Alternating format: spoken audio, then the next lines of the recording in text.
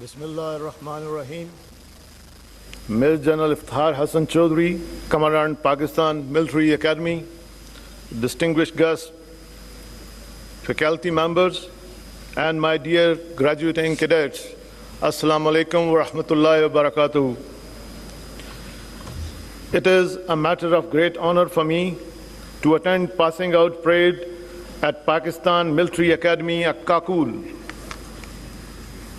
On this happy occasion, I congratulate the future leaders of Pakistan Army on the successful completion of basic military training at this premier institution. My appreciation to those who have won distinctions through their commendable performance.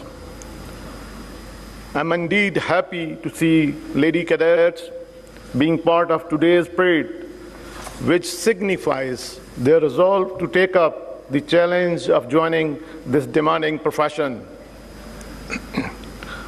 I also extend my heartiest compliments to the graduating cadets from friendly countries of Iraq, Maldives, Mali, Nepal, Palestine, Qatar, and Sri Lanka for achieving this milestone.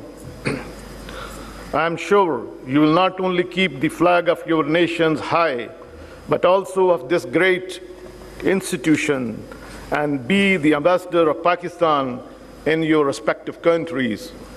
Dear cadets, Pakistan Military Academy is one of the best institutions in the world that transform the cadets into responsible leaders. Your immaculate turnout and impressive parade marked by precise drill movement speak of the lofty standard of training. Indeed, you are entering the officer community of Pakistan Army and carry the hopes of the entire country on your young shoulders. You are entrusted with the noble mission of defending motherland, and there is no greater honor than to be the guardians of this great nation. Always remember, before you is the glorious history of supreme sacrifices by the officers and Jawan of Pakistan Army. Therefore, joining this elite force places upon you the responsibility of upholding the proud legacy of Shuhada and Ghazis of this great institution.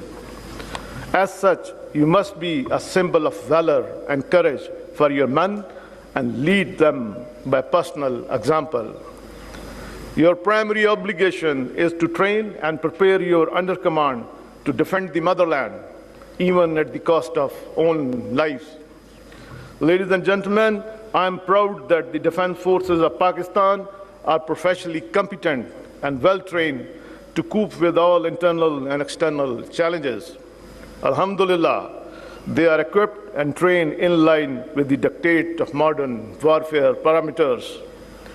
This capability was amply demonstrated by Pakistan's resolute and unified response during Marka-e-Haq Operation Bunyan Mansoor in May 2025, which stunned the entire world.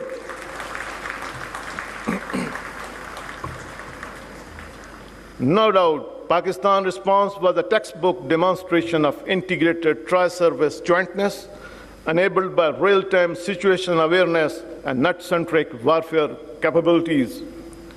This synergy across land, air, and sea forces allowed for precision engagements, overwhelming lethality, and rapid tempo.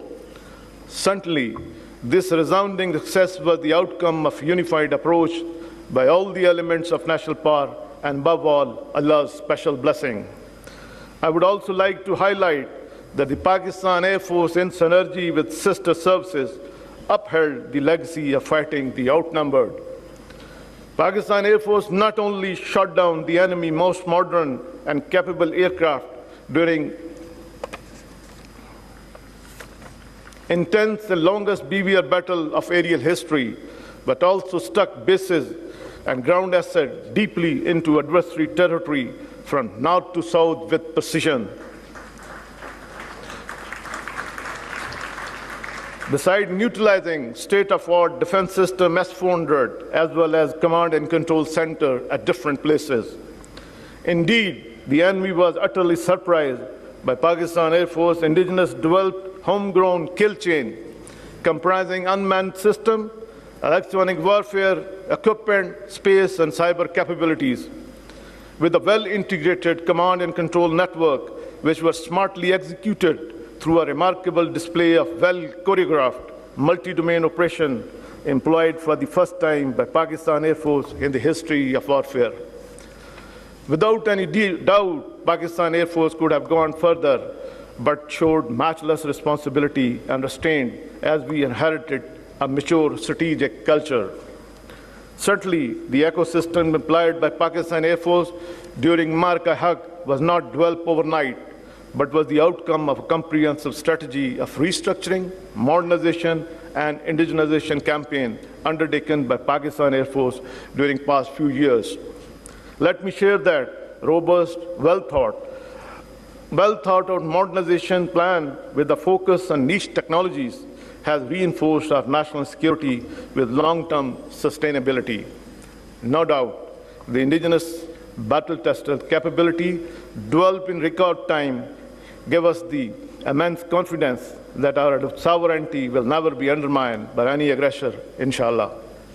I take this opportunity to convey that our journey on path of self-reliance that the Pakistan Air Force has pledged to follow continues unabated in order to befittingly address the emerging new geopolitical realities in the region.